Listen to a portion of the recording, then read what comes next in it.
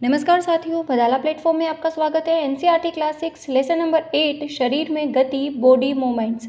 कल तक अपन ने इसमें अपने अंदर किस प्रकार की बोन्स प्रेजेंट होती हैं ये स्टडी कर चुके हैं। आगे देखते हैं जंतुओं की चाल। केचुआ अर्थवम। केचुए में किस प्रकार की गति होती है, किसके द्वारा ये गति करता है, किस प्रकार से ये भूमि की उपजाऊ क्षमता में ग्रोथ करता है। तो केचुआ किसान का मित्र कहलाता है। केचुए से वर्मी कंपोस्ट तैयार किया जाता है जो खेत की जुताई करता है, जो मिट्टी होती है उसको खोखला बनाने में हेल्प करता है। केचुए के शरीर में अस्थियां नहीं होती हैं। केचुए का जो बॉडी होता है उसमें बोन्स नहीं होती हैं। कभी आपने देखा होगा केचुआ तो उसमें कोई बोन्स प्रेजेंट नहीं होती हैं। उसका शरीर बहुत लचीला होता है। इसमें पेशियां पाई जाती हैं, मसल्स पाई जाती हैं जो इसके शरीर के घटने व बढ़ने में सहायता करती हैं। इसका जो बॉडी होता है केचुए का किस प्रकार से गति करता है, कभी आपने देखा होगा थोड़ी देर स्थिर रहता है, फिर आगे मूव करता है, फिर आगे वाला पार्ट स्थिर रहता है, फिर आगे की तरफ खिसकता है, फिर स्थिर रहता है, फिर आगे की तरफ खिसकता है। तो ये इस प्रकार से केचुए में मूवमेंट प्रेजेंट होता है, गति होती है। केचुआ जब गति करता है तो इसके शरीर में चिकने पदार्थ होते हैं जो इसे चलने में सहायता करता है। केचुआ जब मूवमेंट करता है तो इसके शरीर से चिकने पदार्थ होते हैं जो इसको चलने में हेल्प करते हैं। केचुए के शरीर में अनेक छोटे छोटे शूक या ब्रिसल प्रेजेंट होते हैं, कांटे जैसे होते हैं। ये ब्रिसल पेशियों से जुड़े हुए होते हैं। ये जो ब्रिसल होते हैं वो मसल्स से जुड़े हुए होते हैं और ये ब्रिसल सोइल यानी कि मिट्टी में केचुए की पकड़ को मजबूत बनाते हैं।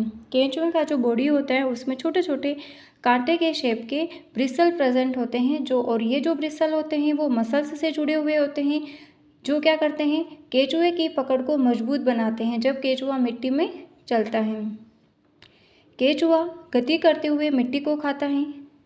मिट्टी में गति करता है केचुआ और जब गति करते हुए मिट्टी को खाता है तो उसका शरीर अनपचे पदार्थ को बाहर निकाल देता है। तो गति करते हुए ये मिट्टी को खाता है तो जो सारी सॉइल को ये अपने अंदर लेता है वो कम्प्लीटली सॉइल को डाइजेस्ट नहीं कर सकता है और वापस अनपचा जो पदार्थ है उसको बाहर निकालता रहता है और ये अनपचा पदार्थ मिट्टी में मिलता चला जाता है जिससे क्या होता है, उस अनपचे पदार्थ से मिट्टी की उपजाऊ क्षमता जो होती है उसमें वृद्धि होती है। केचुए द्वारा बाहर निकाला गया यह पदार्थ मिट्टी को उपजाऊ बनाता रहता है। जैसे जैसे खाता जाता है वैसे वैसे वापस बाहर निकालता रहता है जिससे क्या होता है, भूमि को उपजाऊ बनाता है और ये पदार्थ मिट्टी में मिलता रहता है जिससे कि भूमि की जो उर्वरता है, फर्टिलिटी, उसमें ग्रोथ होती है। इस तरीके का होता है केचुआ। और केचुए का जो बॉडी होता है ये खंडों में विभाजित होता है, सेगमेंटेड होता है और ये एनेलिडा फाइलम का आता है। ये आगे की क्लासेस में स्टडी करेंगे। नंबर 2, घोंगा स्नेल। इस तरीके का देखा होगा आपने स्नेल।